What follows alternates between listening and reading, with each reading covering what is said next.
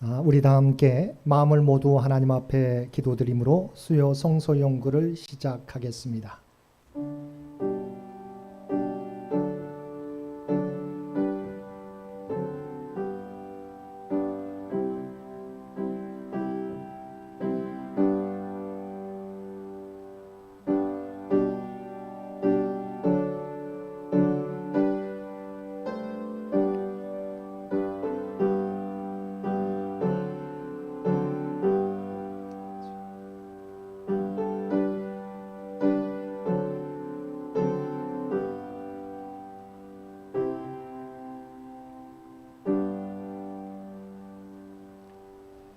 사랑과 은혜가 충만하신 아버지 하나님, 지난 3일 동안도 세상 가운데 우리 모두를 지켜주셨다가 이 저녁 주님 전에 나와 그리고 각자의 삶의 초소에서 마음을 다하여 수요 성소 연구로 모여 예배드릴 수 있도록 귀한 은총 베풀어 주심을 진심으로 감사드립니다. 특별히 우리에게 사순절 절기를 허락하여 주시어서 아버지 하나님 주님의 십자가 고난과 사랑을 우리가 묵상하며 우리의 모습을 돌아볼 수 있는 귀한 시간 허락해 주심을 또한 감사드립니다. 아버지 하나님, 이제까지 내가 주인 되었던 삶을 주의 십자가 앞에 내려놓게 도와주옵소서. 오직 주님을 우리 인생의 주인으로 모시며 살아가는 우리 모두가 되게 하여 주옵소서. 우리가 벗어버려야 할 옛 모습들을 벗어버릴 수 있는 이 기간이 되도록 주여 역사하여 주옵소서. 오늘도 주 앞에 마음을 다하여 예배드린 10년 가운데 주님 찾아와 주셔서 우리의 예배를 기뻐 받아 주옵소서. 예배 시종을 주 앞에 의탁하오며 우리를 구원하여 주신 예수님의 이름으로 간절히 기도드리옵나이다. 아멘. 우리 다 함께 찬송 379장 통합찬송가 429장입니다. 379장 통합찬송가 429장입니다.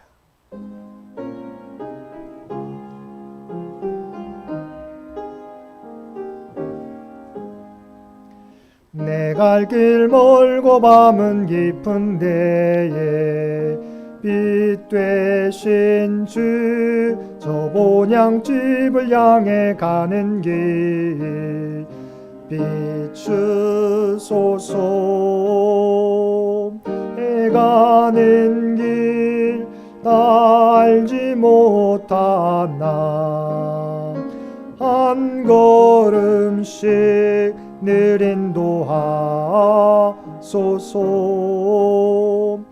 이전에 방탕하게 지낼 때에 교만하여 맘대로 고집하던 이 죄인 사하소서.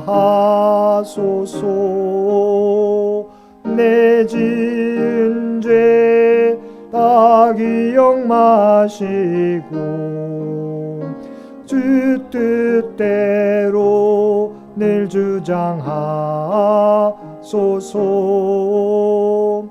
이전에 나를 인도하신 주 장래에도 내 앞에 험산 줄령 만날 때에 도우소서.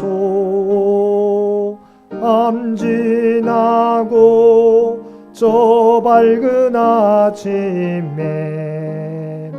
기쁨으로 내 주를 만나리.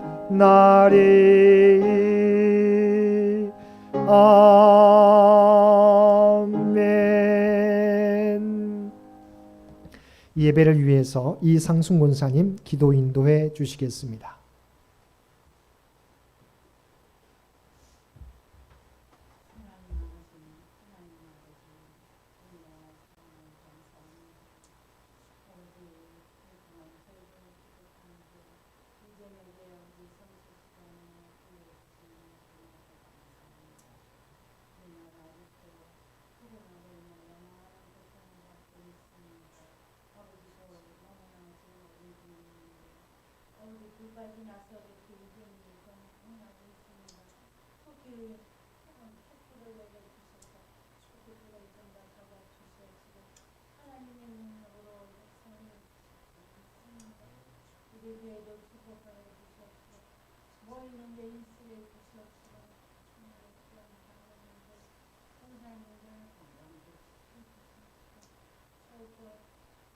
지금 안에서 하나님께 영광과 찬양을 돌리게 하여 주시옵소서.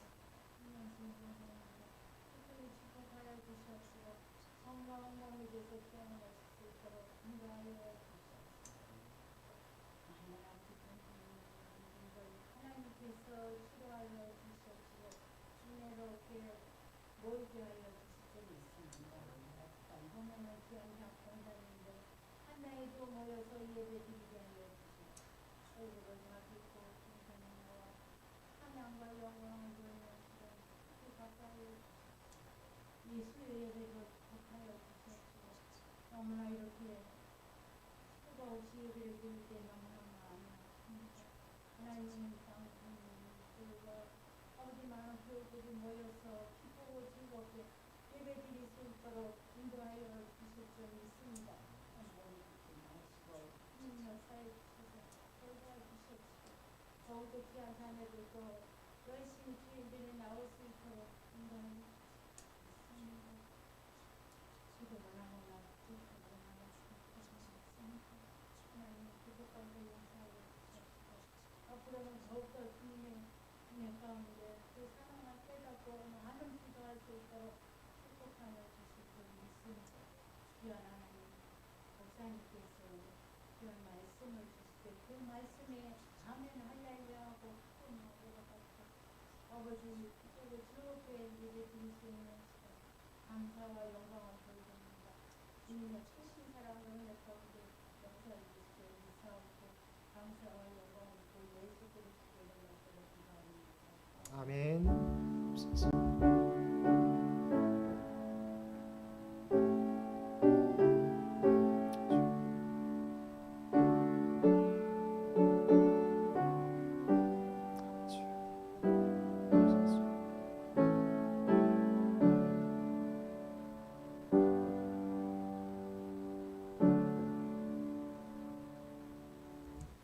오늘 우리에게 주신 하나님의 말씀은 신약성경 야고보서 3장 13절에서 18절까지 말씀입니다.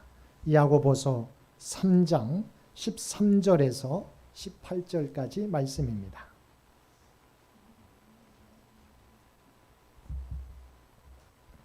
제가 가지고 있는 성경 374쪽 신약성경 374페이지 야고보서 3장 13절에서 18절까지 말씀입니다. 우리 주신 말씀 우리 한 절씩 교독합니다. 3장 야고보서 3장 13절에서 18절 마지막 절까지 한 절씩 교독합니다. 너희 중에 지혜와 총명이 있는 자가 누구냐? 그는 선행으로 말미암아 지혜의 온유함으로 그 행함을 보일지니라. 그러나 너희 마음속에 독한 시기와 다툼이 있으면 자랑하지 말라. 진리를 거슬러 거짓말하지 말라. 이러한 지혜는 위로부터 내려온 것이 아니요 땅 위의 것이요 정욕의 것이요 귀신의 것이니 시기와 다툼이 있는 곳에는 혼란과 모든 악한 일이 있으니라. 오직 위로부터 난 지혜는 첫째 성결하고 다음에 화평하고 관용하고 양순하며 긍휼과 선한 열매가 가득하고 편견과 거짓이 없나니 화평하게 하는 자들은 화평으로 심어 의의 열매를 거두느니라. 아멘. 오늘도 하루 일과를 마치고 주님 전에 나와 또한 각자의 삶의 초소에서 수요 성소 용구로 하나님 앞에 예배드리는 우리 모든 성도들 가운데 하나님의 놀라운 은총이 언제나 함께 하시기를 주님의 이름으로 간절히 축원드립니다. 우리는 지난 시간 많이 선생이 되지 말라, 너의 입을 잘 다스려라, 혀를 입술을 제어하라고 하는 말씀을 함께 나누었습니다. 은혜를 나누었습니다. 오늘 말씀은 스스로 지혜 있다 생각하는 사람들이 선생이 되기를 원했던 그들에게 야고보 사도를 통해서 우리에게 말씀해 주고 있는 내용입니다. 그래서 참 지혜라고 하는 것이 무엇인가에 대해서 우리의 오늘 본문을 통해서 우리에게 말씀해 주고 있습니다. 우리 PPT도 나와 있고 여러분 성경 13절 말씀 우리 한 목소리로 함께 봉독하겠습니다. 너희 중에 지혜와 총명이 있는 자가 누구냐? 그는 선행으로 말미암아 지혜의 온유함으로 그 행함을 보일지니라. 아멘. 야고보 사도가 묻습니다. 너희 중에 지혜와 총명이 있는 자가 누구냐? 사실은 초대교회 가운데 스스로 지혜 있다고 총명 있는 자라고 그래서 선생이 되고자 하는 사람들이 많이 나타났다고 하는 거죠. 그래서 그들에게 너희 중에 참 지혜와 총명이 있는 자가 누구냐? 여기서 지혜라고 하는 것은 무엇입니까? 우리의 삶의 모든 영역을 총괄하는 것을 의미합니다. 총명이라고 하는 것은 지혜와 총명을 좀 나누자면 지혜는 우리의 삶의 모든 영역을 총괄하는 것, 총명은 우리의 삶의 특별한 부분들을 명시하는 것. 그러나 어찌됐건 이 모든 것 너희 중에 지혜와 총명이 있는 자가 누구냐라고 묻습니다. 그러면서 우리가 생각할 때 지혜와 총명이 있는 자, 꾀가 많은 사람, IQ가 높은 사람을 우리가 지혜 있다고 총명하다고 말할 수 있을까요? 물론 그렇게도 말할 수 있겠지만 성경은 우리가 야고보 사도를 통해서 새로운 부분을 말씀해 주고 있습니다. 너희 중에 지혜와 총명이 있는 자가 누구냐? 오늘 본문 말씀을 통해서 중요한 단어를 사용하고 있는데 선행으로 말미암아 지혜의 온유함으로 너희의 그 행함을 보일지니라. 아무리 지혜로워도 그것이 지혜의 온유함으로 나타나지 않으면 또한 행함으로 나타나지 않으면 그 사람은 하나님께서 원하시는 지혜와 총명 있는 자가 아님을 말씀해 주고 있습니다. 그래서 여기서 중요한 부분은 지혜의 온유함으로 너희의 행함을 드러내라. 온유함이라고 하는 것은 우리가 많이 살펴보았던 단어입니다. 우리가 헬라어로 프라우테스, 오늘 본문 말씀에는 엔 프라우테티라고 하는 단어를 사용하고 있습니다. 온유함 안에서 온유함이라고 하는 것은 우리가 힘이 없는 상태를 말하는 게 아니에요. 성경에서 말하는 온유함이라고 하는 것은 힘이 있는 가운데 그 힘을 통제할 수 있는 상태를 의미합니다. 자, 우리가 지혜 있는 사람은 어떤 사람입니까? 하나님께서 원하시는 지혜는 그 지혜를, 힘이 있다고 하는 지혜를 통제할 수 있는, 하나님의 뜻 안에서 통제할 수 있는 지혜, 바로 그것이 참된 지혜다. 또한 그것이 우리의 삶 가운데 관계 안에서 나타나야 됨을 말씀해 주고 있습니다. 대표적인 사람이 우리가 예수 그리스도이신 거지요. 우리가 잘 알고 있는 것처럼 예수님께서 마지막 제자들과 최후의 만찬을 가지시고 이제 기도를 드리셨습니다. 그때 가룟유다가 로마 병정들을 데리고 예수님을 잡으러 옵니다. 그것을 본 베드로가 칼을 빼서 휘두르게 될 때 대제사장 종의 귀가 잘라지죠. 말고의 귀가 잘라지게 됩니다. 그때 예수님께서 뭐라고 하셨어요? 베드로를 향해서 칼집에 집어넣어라. 그 말씀 한번 보겠습니다. 마태복음 26장 52절에서 53절 말씀 우리 PPT에 나와 있습니다. 함께 보겠습니다. 이에 예수께서 이르시되 내 칼을 도로 칼집에 꽂으라. 칼을 가지는 자는 다 칼로 망하느니라. 너는 내가 내 아버지께 구하여 지금 12군단 더 되는 천사를 보내시게 할 수 없는 줄로 아느냐. 자, 예수님께서 베드로의 칼을 맞게 하신 것은 예수님께서 힘이 없어서가 아니에요. 예수님께서는 당장 12군단 더 되는 하나님의 천사를 필요하시면 오라고 명령하실 수 있으세요. 그런데 그렇게 하지 않으셨다는 거죠. 왜냐하면 그것은 주님께서 원하시고자 하는, 주께서 이루고자 하는 하나님의 뜻은 이 땅의 권력을 잡는 게 아니기 때문이에요. 하나님의 나라 또한 우리의 죄를 우리가 사하고 구원하시기 위해서 십자가 고난을 받아야 되기 때문이라고 하는 것입니다. 그래서 예수님께서는 힘이 있으시지만 12군단 천사를 불러올 수 있지만 그러나 베드로를 향해서 칼집에 도로 꽂으라라고 말씀해 주셨다는 거죠. 이것이 바로 예수님께서 보여주신 온유함이에요. 힘이 있지만 통제하에서 오직 하나님의 뜻에 굴복하는 거지요. 그래서 예수님께서 뭐라고 말씀하셨습니까? 마태복음 11장 29절 우리가 너무도 잘 알고 있는 말씀입니다. PPT에 있습니다. 나는 마음이 온유하고 겸손하니 내게 배우라. 주님께서 계속해서 우리에게 말씀해 주고 있는 거예요. 나는 마음이 온유하고 겸손하니 내게 배우라. 주께서는 힘이 없어서 아니에요. 이 온유함, 겸손함은 바로 힘이 있으시지만 오직 하나님의 뜻에 자신을 굴복시키는, 나는 마음이 온유하고 겸손하니 내게 배우라고 말씀해 주고 있습니다. 또한 위대한 왕 가운데 솔로몬 왕이 있습니다. 이 사람은 그 인생 가운데 초기에는 그 힘이 있었지만 잘 통제하고 지혜로워서 우리가 잘 알고 있는 잠언서를 썼습니다.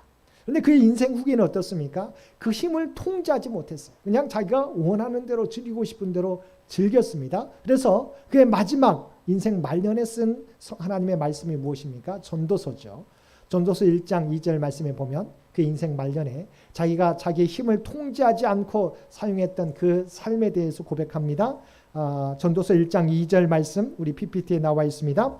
헛되고 헛되며 헛되고 헛되니 모든 것이 헛되도다. 힘이 있었을 때는 힘이 있지만 잘 통제하고 지혜로울 때는 그가 하나님의 말씀 참 귀한 잠언 말씀을 썼어요. 그런데 그가 그 힘을 통제하지 않고 자기가 원하는 대로 살다가 말년에는 모든 것이 헛되도다라고 고백할 수밖에 없었다고 하는 것입니다. 그래서 야고보는 지혜의 온유함을 강조하면서 땅 위에 지혜가 있고 위로부터 온 지혜가 있음을 오늘 말씀을 통해서 말씀해 주고 있습니다.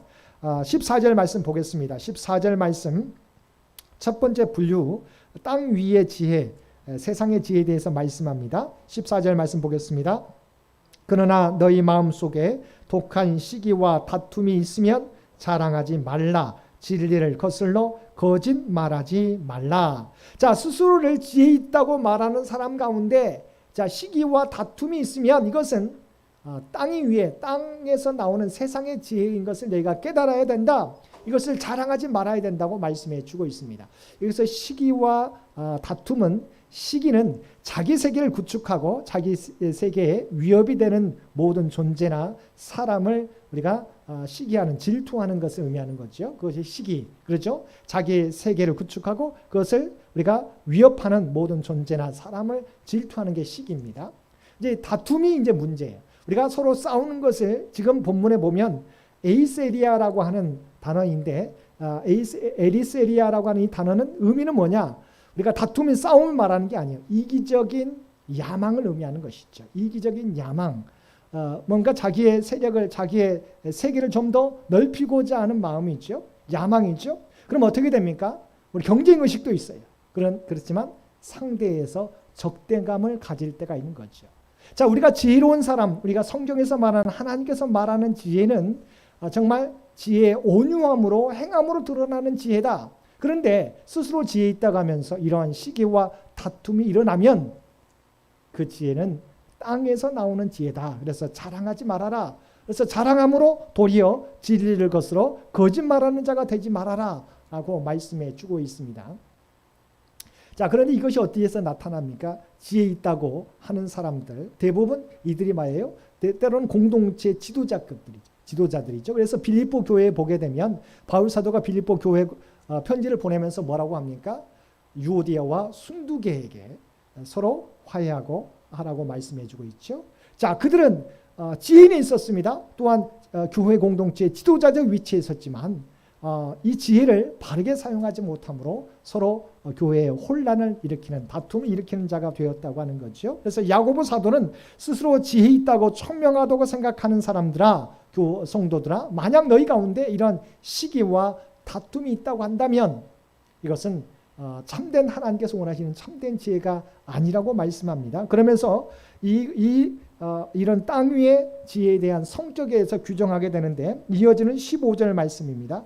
근데 그다음 이 부분에 대해서 잠언 말씀에 뭐라고 말씀하고 있습니까? 이 시기는 잠언 14장 30절 하반절입니다. 우리 PPT에 제가 적어놔서 자, 시기는 어떻게 합니까? 바로 우리의 뼈를 우리가 썩게 하느니라. 하나님께서 원하시는 것은 시기하는 게 아니에요.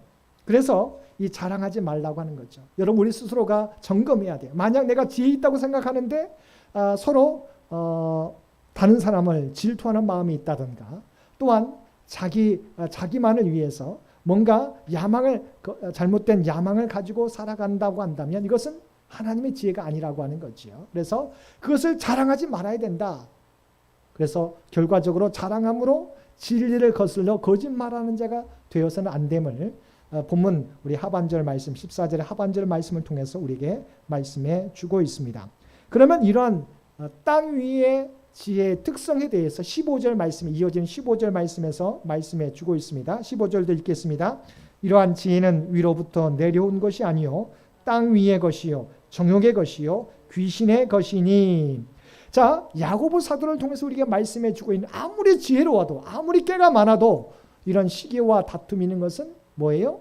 땅 위의 것이고 정욕의 것이고 또한 이것은 마귀의 것이다. 귀신의 것이다. 이것은 하나님이 주신 지혜가 아니라고 하는 거지요. 여러분 아무리 지혜로 우리가 말하는 꾀가 있는 사람도 이 사람 안에 시기와 다툼이 있다고 한다면 이것은 하나님이 주신 지혜가 아니고 땅에서 나타나는 지혜다. 근데 문제는 뭡니까? 우리 모두가 이러한 세상의 지혜를 우리가 품고 살아갈 때가 너무도 많이 있다고 하는 거죠. 그래서 우리가 잘 알고 있는 예수님께서 제자들을 향하여 너희는 나를 누구라 하느냐, 누구라고 생각하느냐라고 물으셨을 때 제자들이 뭐라고 대답했어요? 그냥 사람들이 말하는 여러 선지자 중에 한 사람입니다라고 말하는데 베드로가 주는 그리스도시요 살아계신 하나님의 아들이시니다라고 고백하는 내용이 나오게 됩니다. 마태복음 16장 16절 말씀, 주는 그리스도시요 살아계신 하나님의 아들이시니이다.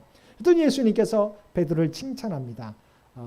그러면서 바로 천국 열쇠를 이 고백 위에 바로 교회가 내 고백 위에 세워질 것이다. 천국 열쇠를 너에게 주겠다라고 말씀해 주셨죠.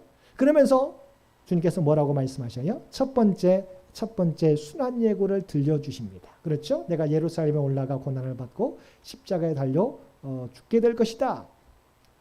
이 말을 들었던 베드로가 지금 바로 앞전에 주는 그리스도시요 살아계신 하나님의 아들이십니다라고 고백했던 베드로가 자 예수님의 순환 예고를 들려주게 될 때 어떻게 대답합니까? 그 다음 절입니다. 16장 22절 베드로가 예수를 붙들고 항변하여 이르되 주여 그리 마옵소서 이 일이 결코 죽게 미치지 아니하리이다.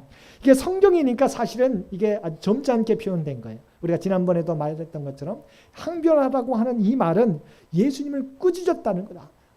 그러니까 제자인데도 불구하고 바로 베드로가 예수님을 꾸짖었다. 말이 안 되는 거잖아요. 그만큼 강력하게 막았다는 거죠. 이래서는 안 됩니다. 주님 올라가셔서 왕이 되셔야죠. 어떻게 십자가의 고난을 당하십니까? 그래서 예수를 붙들고 항변하여 이르되 주여 그리 마옵소서 이 일이 결코 죽게 미치지 아니하리이다. 베드로에게는 주님이 어떤 분이신지 알았어요. 그럼에도 불구하고 이 지혜가 바르게 사용되지 못했어요. 왜냐하면 주님께서 왕이 되어야 자기가 수제자인 베드로도 바로 왕의 가장 위대한 신하가 될 수 있는 것, 높은 자리에 올라갈 수 있다고 생각되는 거죠. 지혜가 있었지만 그 지혜 가운데 바로 이기적인 욕망이 있었다는 거죠. 그럴 때 예수님께서 이 베드로를 향해서 뭐라고 책망하셨습니까? 이어진 23절 말씀 우리 PPT에 나와 있습니다. 예수께서 돌이키시며 베드로에게 이르시되 사단아 내 뒤로 물러가라.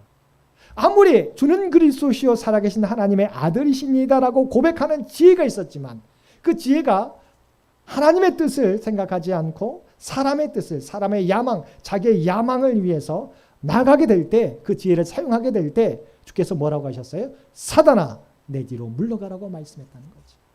여러분 그래서 아무리 우리가 지혜 있다고 해도 이것이 하나님의 뜻에 순종하지 않으면 자기의 욕망을 드러내는 지혜는 뭐예요? 사단. 그래서 우리가 15절 말씀에 뭐라고 15절 말씀 다시 한번 보겠습니다. 15절 말씀 뭐라고 나와 있습니까? 이러한 지혜는 위로부터 내려온 것이 아니요 땅 위의 것이요 정욕의 것이요 귀신의 것이니. 그래서 주님께서 말씀하셨어요. 사단아 내 뒤로 물러가라.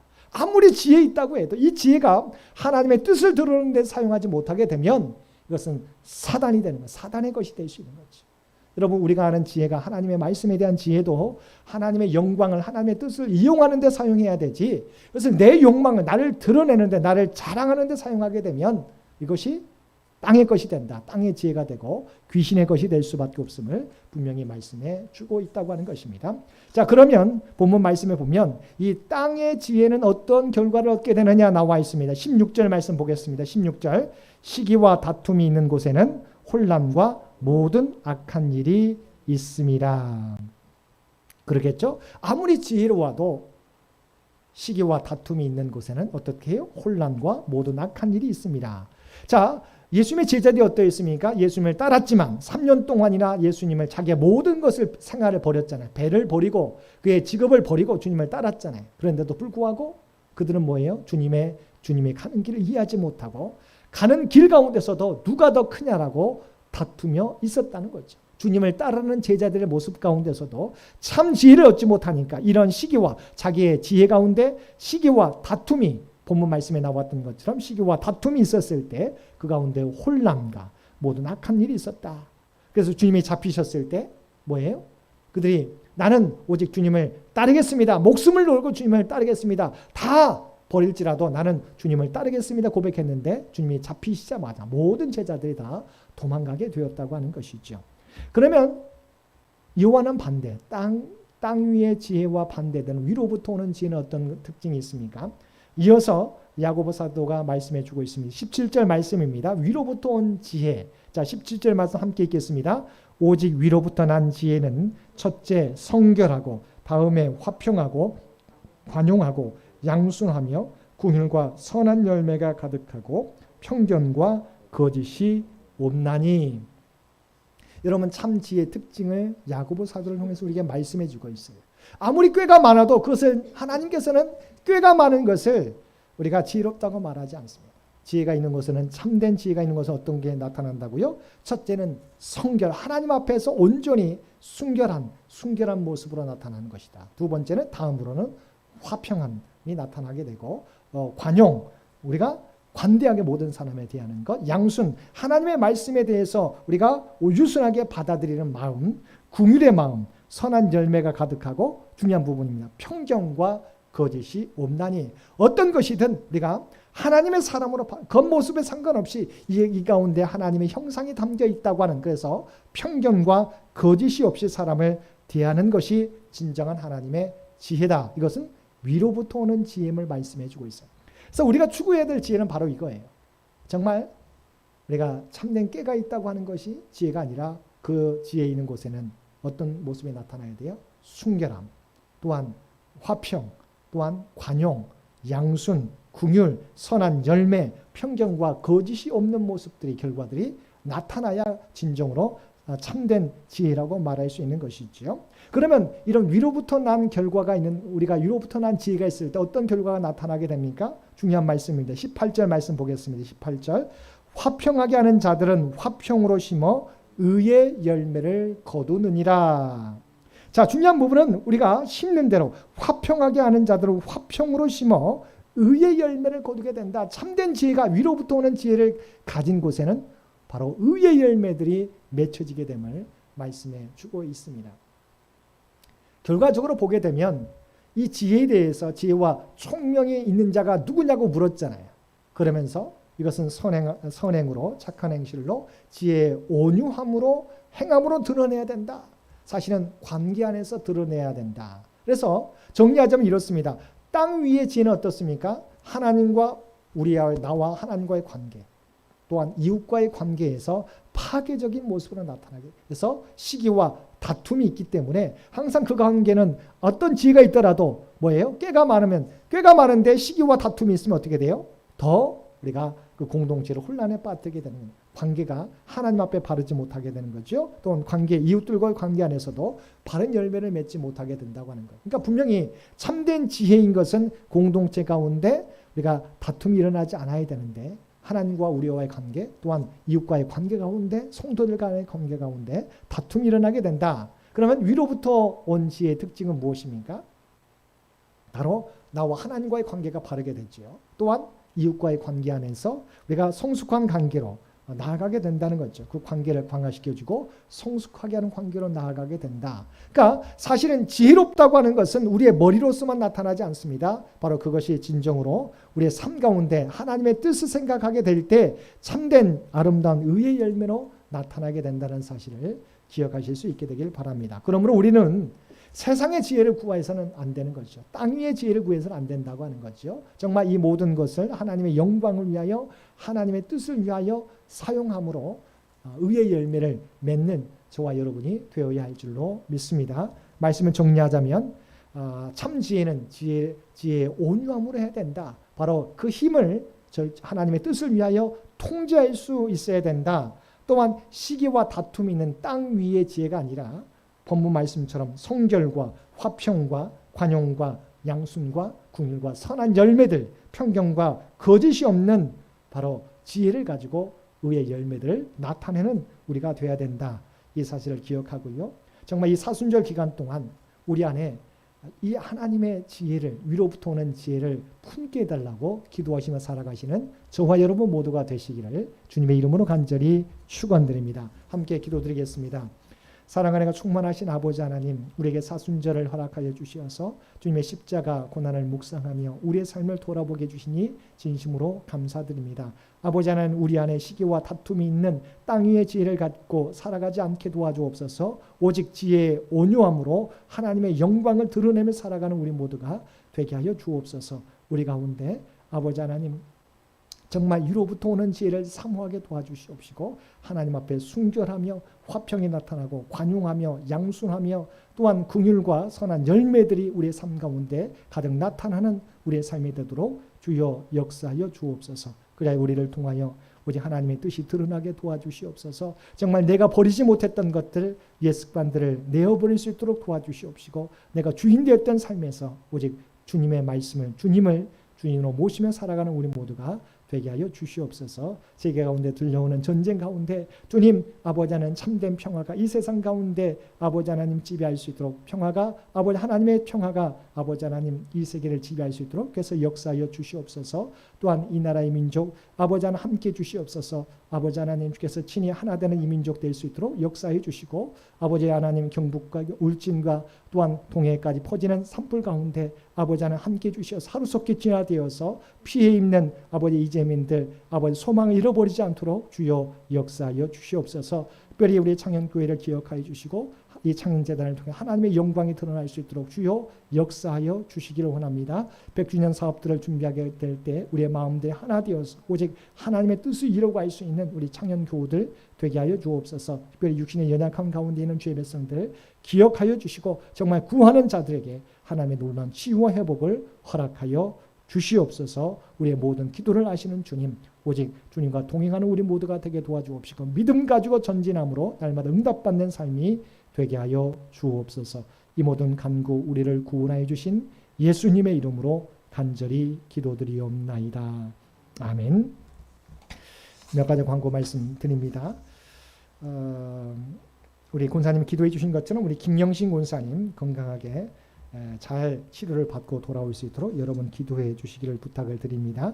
또 이상희 장로님 부친께서도 우리가 조용수를 받게 되는데 좋은 결과 얻을 수 있도록 이상희 장로님, 부친 장로님을 위해서도 기도해 주시길 부탁을 드립니다. 이번 주 토요일 최행철 권사님, 이순여 집사님의 아들 결혼식이 있는데요. 혹시 교회에서 함께 출발하기를 원하시는 분들은 3시까지 우리 교회로 오시면 우리가 3시에 출발하도록 하겠습니다. 우리 아픈 분들 계속해서 기억하시고 기도해 주시기를 부탁을 드립니다. 나머지 광고는 주보를 참고해 주시기 바랍니다. 우리 다 함께 찬송 380장 통합찬송가 424장 380장 통합찬송가 424장 함께 찬송 부르시겠습니다.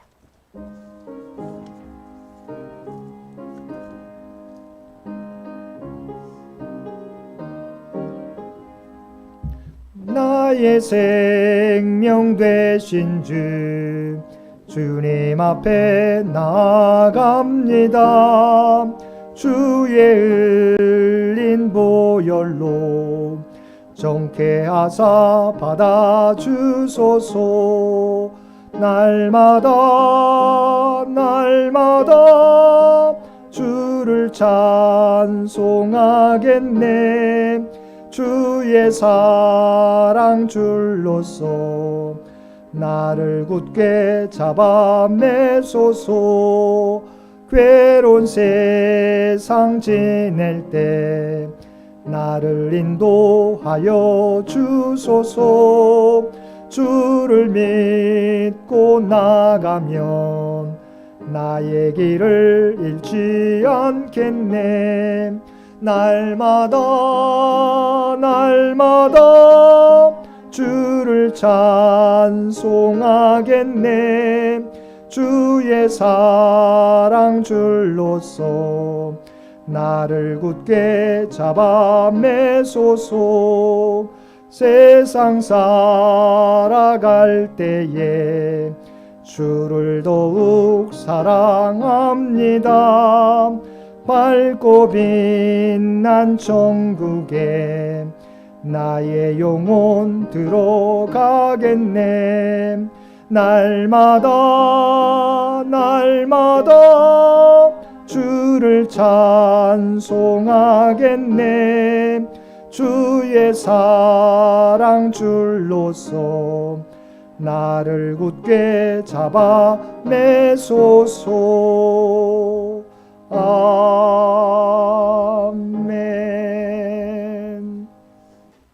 이제는 우리 주 예수 그리스도의 은혜와 아버지 하나님의 극진하신 사랑하심과 성령님의 세상 끝날까지 우리와 함께 하시며 동행하시며 인도하시는 놀라운 교통의 역사가 오늘 주신 말씀을 따라 지혜의 온유함으로 오직 위로부터 오는 지혜를 추구하며 살아가겠노라고 결단하며 세상 가운데 나아가는 사랑 주의 백성들과 그의 가정과 산업의 터전 위에 특별히 병중에 하나님의 도우심을 바라는 환우들의 모든 기도의 제목 가운데 이제로부터 영원토록 함께 해주시기를 우리 주 예수님의 이름으로 간절히 축원하옵나이다. 아멘.